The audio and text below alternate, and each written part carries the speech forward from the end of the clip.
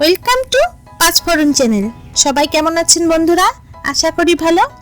আজকের রেসিপি হলো fried rice. এই ফ্রাইড রাইস কে না খেতে পছন্দ করে?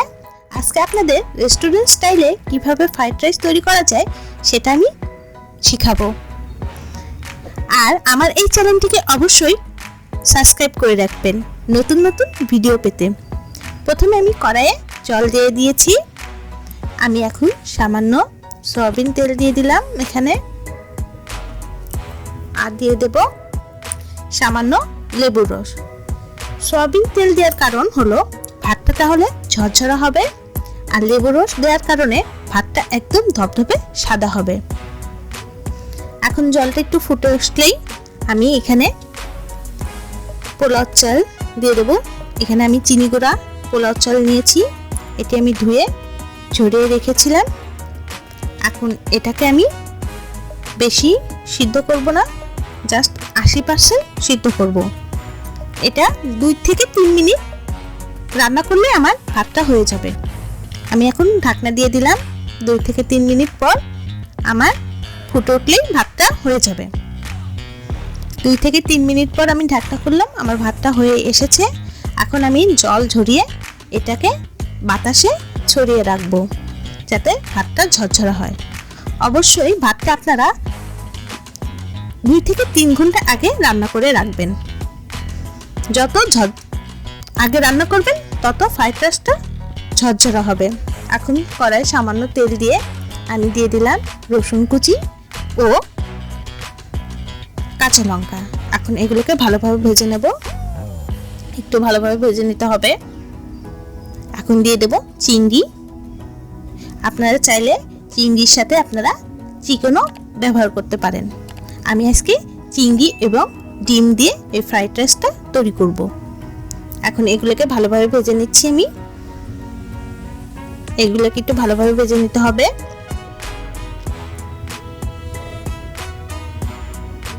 দেখেন বন্ধুরা, আমি এগুলোকে ভালোভাবে ভেজে নিচ্ছি।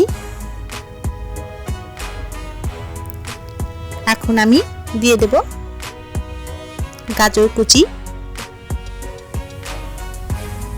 দেখেন বন্ধুরা, আমি কিভাবে গাজর কুচি করেছি, আপনারা এভাবে গাজরটা কেটে নেবেন। এখন এগুলোকে একটু ভেজে নেব।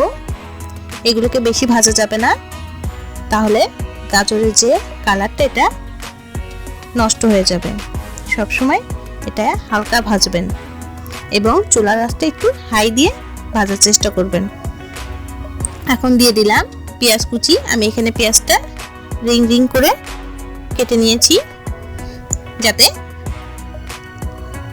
এটা সুন্দর দেখায়। এখন দিয়ে দেব লবণ। আমি এখানে 1 টেবিল চামচের মতন লবণ দিয়েছি। এখন এগুলোকে একটু ভেজে নেব।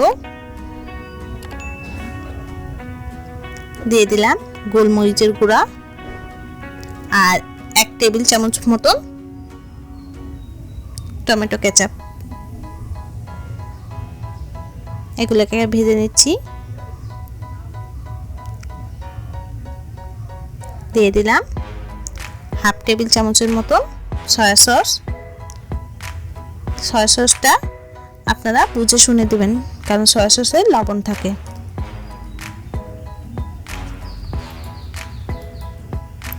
এখন দিয়ে দিলাম আমি 3 ধরনের ক্যাপসিকাম, লাল, সবুজ এবং হলুদ। আপনারা আপনাদের পছন্দ অনুযায়ী ক্যাপসিকাম দিবেন।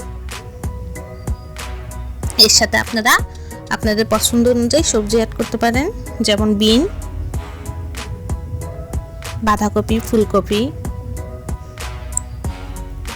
এখন আমি এগুলোকে এক সাইড করে রেখেছি। এখন দিয়ে দেব ডিম। আমি এখানে 2টো ডিম দেব। 2টো ডিম দিয়ে দিলাম। এখন ডিমটাকে আমি একটু সবজির সাথে মিশিয়ে নেব।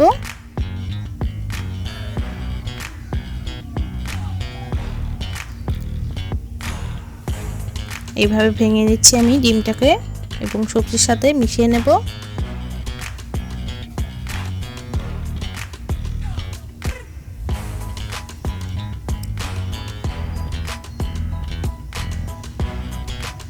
এখন দিয়ে দেব আমি ভাত।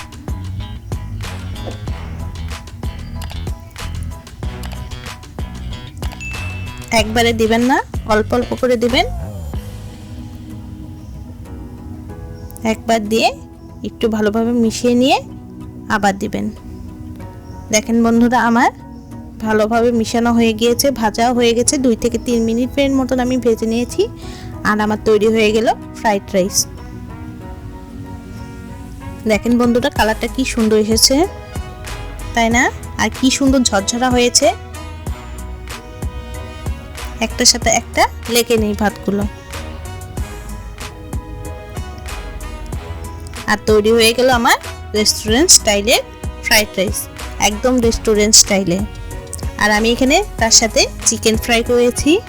এই চিকেন ফ্রাই রেসিপিটি আমি আমার পরবর্তী ভিডিওতে দেখাবো। আপনারা অবশ্যই আমার এই চ্যানেলটিকে সাবস্ক্রাইব করবেন নতুন নতুন ভিডিও পেতে। আর অবশ্যই একটি লাইক ও কমেন্টে জানাবেন কেমন হয়েছে রান্নাটি। ধন্যবাদ সবাইকে।